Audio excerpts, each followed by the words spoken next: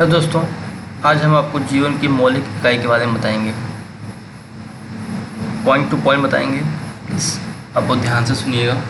एक बात सुनिए, आपको याद हो जाएगा। शरीर की संरचनात्मक एवं क्रियात्मक इकाई को हम कोशिका कहते हैं। संरचनात्मक एवं क्रियात्मक इकाई को समझ आ गया आपको? कौन सी इकाई को कहते हैं? संरचनात्मक एवं क्रियात्मक इकाई को हम क्या कहते हैं? कोशिका कहते हैं। समझ आ गया? देखिए, ऐसे कोशिका का ये पार्ट था कि आपने कुछ भी किया, ये आपके शरीर की कोशिका ही थी। ठीक है, समझ आया आपको? देखिए, इसलिए सब किया कि आपको थोड़ा सा समझ में आ जाए। प्लीज़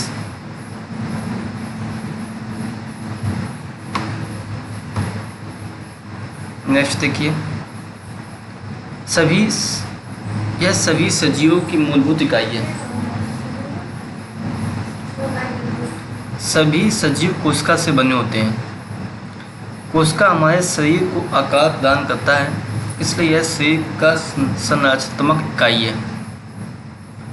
शरीर के सभी कार्य कोशिकीय स्तर पर होते हैं, इसलिए यह शरीर की क्रियात्मक इकाई है।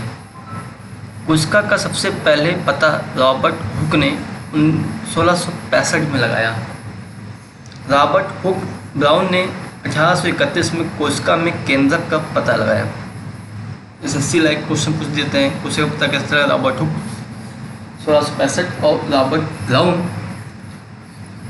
1831 में के साल बाद लगाया। वह जीव जो एक ही कोशिका के बने होते हैं एवं स्वयं में ही एक संपूर्ण जीव होते हैं, एक कोशिकीय जीव कहलाते हैं। एक कोशिकीय जीव अमीबा, पैरामीशियम, क्लेमिडोमोनास और बैक्टीरिया जीवाणु इत्यादि।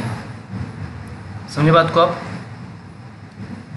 वे जीव जिनमें अनेक कोशिकाएं समाहित होकर विभिन्न कार्य को संपन्न करने हेतु विभिन्न अंगों का निर्माण करते हैं, बहुकोशिकीय जीव कहलाते हैं। समझे बात को आप?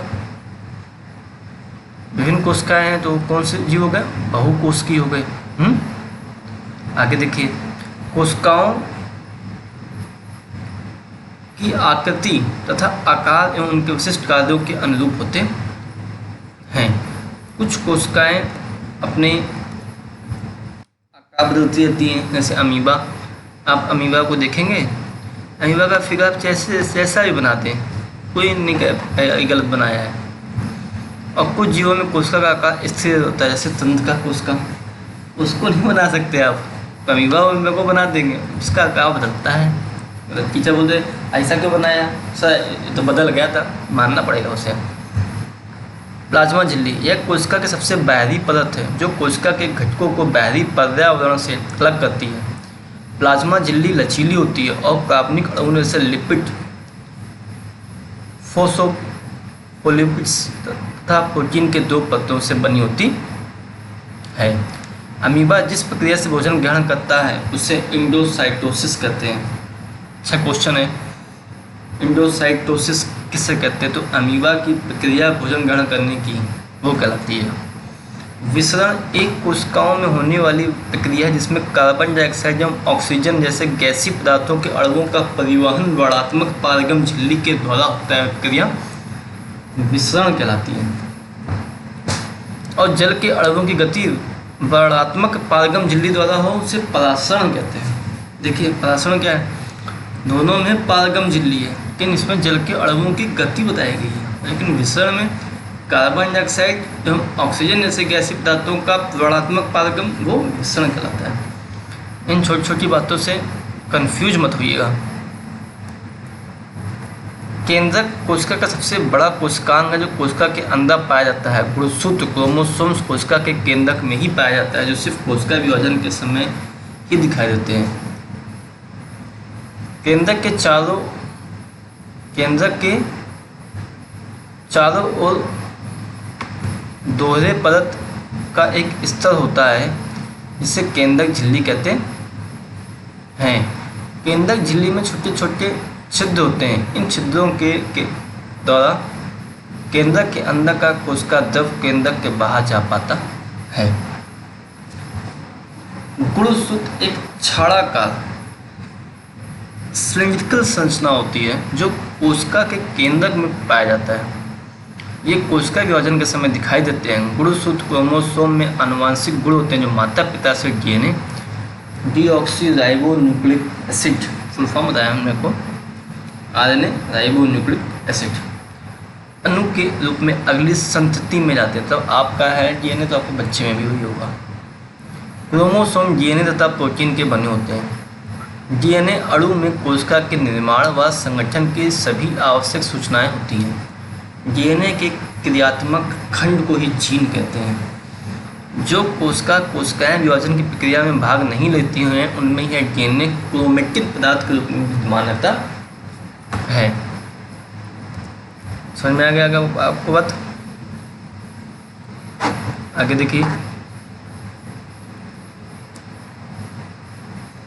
कोशिका विभाजन के द्वारा केंद्रक भी दो भागों में विभक्त हो जाता है। नई कोशिका में जनन कोशिका के ही सभी गुण मौजूद रहते हैं। यह कोशिका के विकास एवं परिपक्वपन को निर्धारित करता है। साथ ही साथ सजीव कोशिका की रासायनिक क्रियाओं को भी निर्देशित करता है। दो प्रकार की कोशिकाएं बता चुके हैं हम आपको पहले वाले वीडियो में, प्रोकैरियोटिक और यूकैरियोटिक। प्रोकैरियोटिक है जिन कोशिकाओं में केंद्रक झिल्ली नहीं होती है और जिनमें नहीं होती है वो प्रोकैरियोटिक कहलाते हैं। ऐसी कोशिकाएं जीवाणुओं में पाई जाती हैं। समझ लीजिए आप, अगर पूछा जाए जीवाणुओं में कौन सी पाई जाती हैं कोशिकाएं तो प्रोकैरियोटिक पाई जाती हैं। और यूकैरियोटिक क्या है? जिन कोशिकाओं में केंद्रक झिल्ली पाई जाती है उन्हें यूकैरियोटिक कहते हैं। शैवाल और अन्य सभी बहुकोशिकीय जीवों की कोशिका। प्रत्येक कोशिका के जीव द्रव में अनेक छोटे छोटे कोशिका के विशिष्ट घटक पाए जाते हैं जो कोशिका के लिए विशिष्ट कार्य करते हैं। इन्हें ही कोशिकाओं ऑर्गेनेल्स कहते हैं तथा कोशिका अंगक कहते हैं, जैसे माइटोकॉन्ड्रिया, गोल्गी उपकरण, तारक केंद्र, लाइसोसोम, राइबोसोम तथा दिक्ता आदि ये सभी कोशिकांग हैं। कोशिका द्रव तथा केंद्रक दोनों को मिलाकर हम जीव द्रव कहते हैं। अल्प परासरण दाबी विलयन हाइपोटोनिक सॉल्यूशन क्या है? अधिक कोशिका को तनु डाइल्यूट विलयन वाले माध्यम अर्थात जल में शक्कर अथवा नमक की मात्रा कम और जल की मात्रा ज़्यादा है में रखा गया है तो जल परासरण विधि द्वारा कोशिका के अंदर चला जाएगा। ऐसे विलयन को अल्प परासरण दाबी विलयन कहते हैं। सम परासरी दाबी विलयन क्या है? अधिक कोशिका को ऐसे माध्यम विलयन में रखा जाए जिसमें बाहर जल की सांद्रता कोशिका में स्थित जल की सांद्रता के ठीक बराबर हो तो कोशिका झिल्ली से जल में कोई शुद्ध गति नहीं होगी। ऐसे विलयन को समपरासरी कहते हैं। जब बराबरी है तो गति कहाँ से होगी यार? हमेशा ऊपर नीचे गति होती है, ज़्यादा तो कम कम ज़्यादा। अति परासरण दाबी विलयन हाइपरटोनिक, यदि कोशिका के बाहर वाला विलयन अंदर के घोल से अधिक शांत है तो जल परासरण द्वारा कोशिका से बाहर आ जाएगा। ऐसे विलयन को अति परासरण दाबी विलयन कहते हैं। कोशिका भित्ति के बल पादप कोशिकाओं में ही पाई जाती है जो कि मुख्यतः सेल्यूलोज की बनी होती है। यह पौधों को संरचनात्मक दृढ़ता प्रदान करता है। राइबोसोम कोशिका द्रव में मुक्त अवस्था में पाई जाने वाली गोल आकृति की संरचना होती है। यह कोशिका द्रव में मुक्त रूप से पाई जाती है अथवा अंतर्द्रव्य जालिका से जुड़ी हो सकती है। राइबोसोम को कोशिका का प्रोटीन फैक्ट्री भी कहा जाता है क्योंकि यह प्रोटीन बनाता है। अगर आपसे क्वेश्चन पूछ दिया जाए प्रोटीन फैक्ट्री क्या है तो आप प्लीज़ बता दीजिएगा कि राइबोसोम ही है, क्योंकि यह क्या करता है फैक्ट्री कुछ बनाएगी ना तो प्रोटीन बनाता है, प्रोटीन फैक्ट्री है।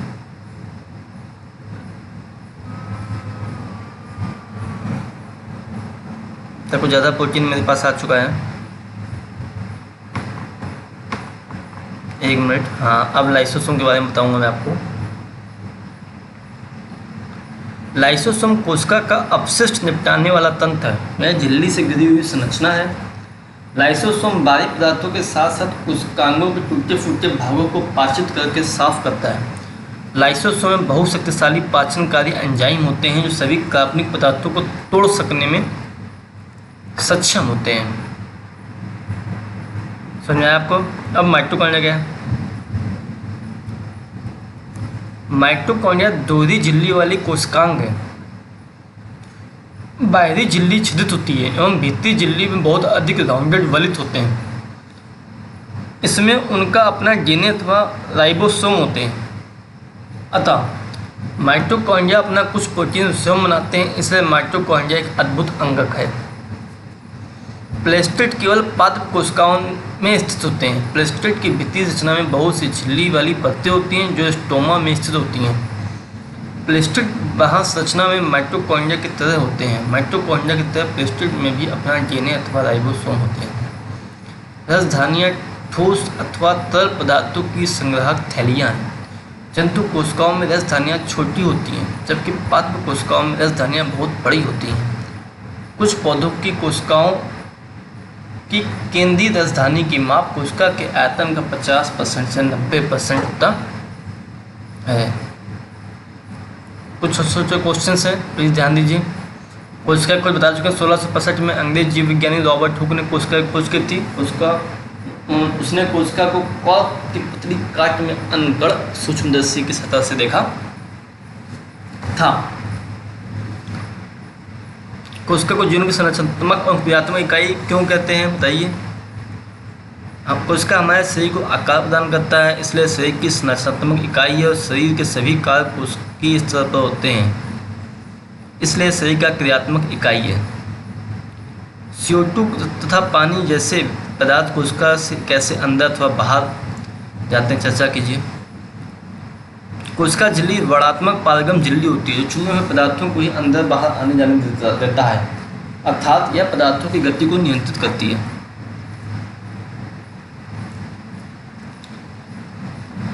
CO2 की गति। CO2 कोशिकाओं के अंदर उच्च सांद्रता में विद्यमान रहता है, क्योंकि कोशिकीय श्वसन के दौरान CO2 का निर्माण होता है। जब कोशिका के अंदर CO2 की सांद्रता अधिक बढ़ जाती है तो उस समय कोशिका के बाहर CO2 की सांद्रता कम होती है। पदार्थों की गति के नियम के अनुसार पदार्थ उच्च सांद्रता से निम्न सांद्रता की ओर गति करते हैं। गैसों के लिए यह गति विसरण कहलाता है।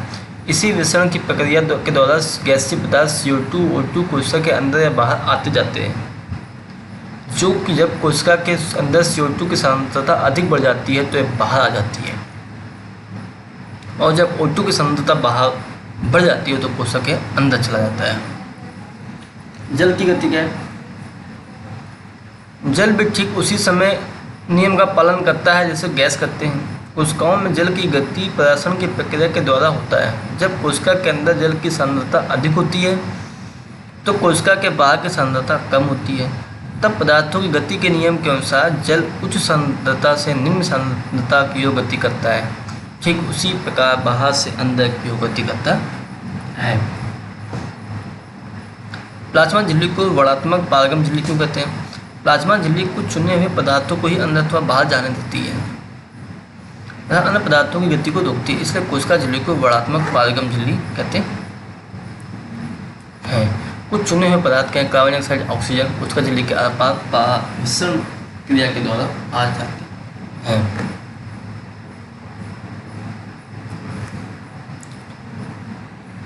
यहाँ पे प्रोकैरियोटिक और यूकेरियोटिक कोशिकाओं के आकार बताए गए हैं। प्रोकैरियोटिक कोशिकाएं प्रायः छोटे होते हैं और यूकेरियोटिक बड़े होते हैं।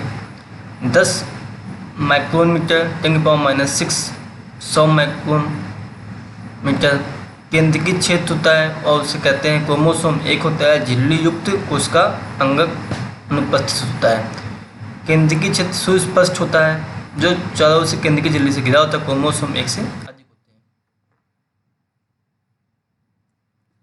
क्या आप ऐसे दो अंगों के नाम बता सकते हैं जिनमें अपना आनुवंशिक पदार्थ होता है। जंतु कोशिका में माइटोकॉन्ड्रिया और पात्र कोशिकाओं में प्लास्टिड्स। यदि किसी कोशिका का संगठन किसी भौतिक अथवा रासायनिक प्रभाव के कारण नष्ट हो जाता है तो क्या होगा। कोशिका जीवन की सबसे महत्वपूर्ण क्रियात्मक एवं संरचनात्मक इकाई है। जीवन के सभी मूलभूत कार्य कोशिकाओं से ही संपादित होते हैं। यदि किसी कोशिका का संगठन किसी भौतिक अथवा रासायनिक प्रभाव के कारण नष्ट हो जाता है तो कोशिका के जीवन के लिए कार्य करने की क्षमता समाप्त हो जाती है और जीवन के लिए उपयोगी अनुच्छेद का कार्य जैसे पोषण, श्वसन, वहन तथा उत्सर्जन आदि नहीं कर पाएगा। लाइसोसोम को आत्मघाती बैग क्यों कहते हैं। कोशिकीय चयापचय मेटाबॉलिज्म में व्यवधान के कारण जब कोशिका क्षतिग्रस्त या मृत हो जाती है तो लाइसोसोम फूट जाते हैं, उनके शक्तिशाली एंजाइम्स अपनी ही कोशिकाओं को पाचित कर देते हैं, इसलिए लाइसोसोम को आत्मघाती बैग कहते हैं। कोशिका के अंदर प्रोटीन का संश्लेषण कहाँ होता है? फैक्ट्री बताई थी अभी आपको, राइबोसोम। यह पाद व जंतु कोशिका में अंतर समझ लीजिए। पादप में कोशिका भित्ति होती है, हेतलावक होता है, प्रकाश संश्लेषण होता है, बड़े आकार की होती है। जंतु में कोशिका भित्ति है, इसमें नहीं होगी, हेतलावक इसमें है, इसमें नहीं होगा, प्रकाश संश्लेषण इसमें होता है, पादप में, जंतु में नहीं होता है। बड़े आकार की होती है पादप कोशिका, जंतु में छोटे आकार की होती है। क्लियर? प्रोकैरियोटिक देख लीजिए एक सांस में। प्रोकैरियोटिक आकार में छोटा होता है, केंद्रक झिल्ली अनुपस्थित होती है, क्रोमोसोम एक होता है, कई अन्य ऑर्गेनल्स नहीं होते हैं। प्रकाश संश्लेषण वाले जीवों में क्लोरोफिल झिल्लीदार पट्टियों के साथ होता है। वास्तविक केंद्रक के अतिरिक्त झिल्लीयुक्त अंगक भी नहीं होते। यूकेरियोटिक जस्ट उल्टा मारो आप दो, तो जब आकार छोटा, यूकेरियोटिक में बड़ा, केंद्रक झिल्ली अनुपस्थित, यूकेरियोटिक में उपस्थित। क्रोमोसोम प्राय एक से अधिक, कई अंगक, सभी अंगक मौजूद। ट्रांसलेशन क्लोरोफिल प्लास्टिड में होता है। केंद्रक कहते हैं झिल्लीयुक्त अंगक भी नहीं होते, झिल्लीयुक्त अंगक भी होते हैं। यदि प्लाज्मा झिल्ली फट जाए अथवा टूट जाए तो क्या होगा बताओ? यदि कोशिका झिल्ली फट जाए या टूट जाए तो कोशिका के अंदर का आंतरिक रासायनिक संगठन नष्ट हो जाएगा और ये अपना आधारभूत कार्य संपन्न नहीं कर पाएगा। ऐसे क्षतिग्रस्त कोशिकाएं मर जाती हैं, जिन्हें लाइसोसोम जैसे अंगक पचा जाते हैं। समझ गए? यदि गोल्जी काय उपकरण न हो तो कोशिका के जीवन में क्या होगा?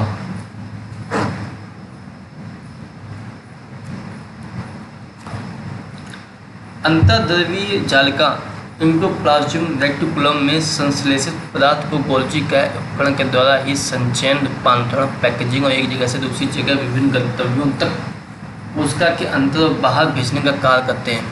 कुछ परिस्थिति में गोल्जी उपकरण में सामान्य शक्कर से जटिल शक्कर बनती है। गोल्जी उपकरण के द्वारा लाइसोसोम को भी बनाया जाता है। कोशिका निर्माण प्रक्रिया में गोल्जी उपकरण भी शामिल होता है। यदि गोल्जी उपकरण नहीं हो तो कोशिका में होने वाले महत्वपूर्ण कार्य, संचयन, रूपांतरण, पैकेजिंग और विभिन्न पदार्थों का एक जगह से दूसरे स्थान तक स्थानांतरण संभव नहीं है। कोशिका का कौन सा अंगक बिजली घर है? क्यों भैया? फैक्ट्री राइबोसोम हो गई, बिजली घर देख लो।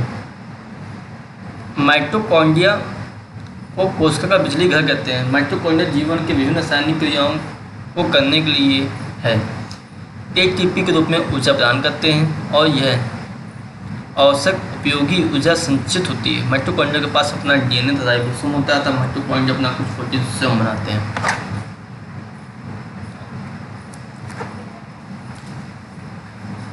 कोशिका झिल्ली को बनाने वाले लिपिड तथा प्रोटीन का संश्लेषण कहाँ होता है? कोशिका झिल्ली को बनाने वाले लिपिड तथा प्रोटीन का संश्लेषण अंतर्द्रवीय जालिका एंडोप्लाज्म रेटिकुलम में होता है। इसके दो भाग हैं, उदरी अंतर्द्रवीय जालिका चिकनी, रफ एंड स्मूथ, जो कोशिका झिल्ली को बनाने वाले प्रोटीन का संश्लेषण करता है। चिकनी यह कोशिका झिल्ली को बनाने वाले वसा अर्थात लिपिड का संश्लेषण करता है। अमीबा अपना भोजन किस बनाता है? क्वेश्चन था पहले।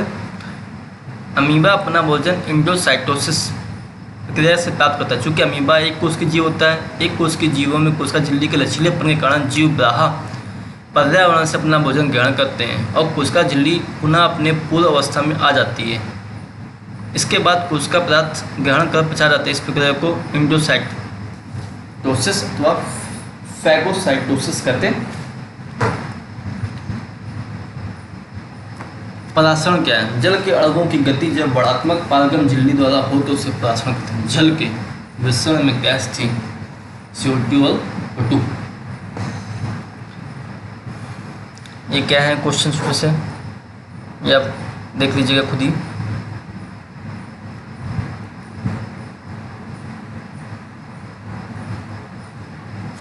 फिर छोटे छोटे क्वेश्चन आगे, कोशिका कैसे कहते हैं बता चुके हैं हम आपको। एंडोसाइटोसिस बता चुके हैं हम आपको, प्लाज्मा झिल्ली हो चुका है, प्लाज्मा हो चुका है।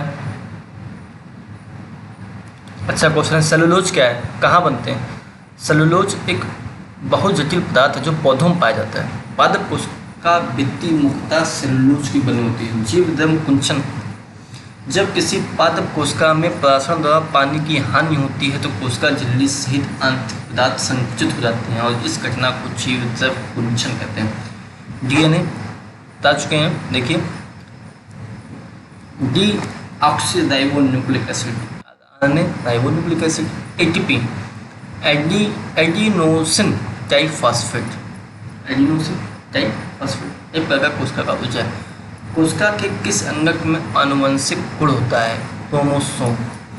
ऐसे दो अंगों के नाम जिनमें अपना आंसर होता है माइटोकॉन्ड्रिया, दो में और प्लेक्सिड पादपों, पापा पादपों। लाइसोसोम को आत्मघाती थैली क्यों कहते हैं? कोशिकीय चयापचय में व्यवधान के कारण जब कोशिका क्षतिग्रस्त या मृत हो जाती है तो लाइसोसोम फट जाते हैं और एंजाइम अपनी ही कोशिका को पाचित कर देते हैं, इसलिए लाइसोसोम को आत्मघाती थैली कहते हैं। कोशिका के अंदर प्रोटीन का संश्लेषण कहाँ होता है? माइटोकॉन्ड्रिया में।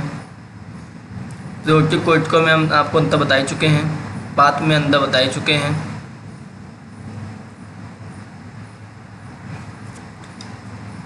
आपका इस चैप्टर को पढ़ने के लिए बहुत ही बहुत धन्यवाद। जय हिंद।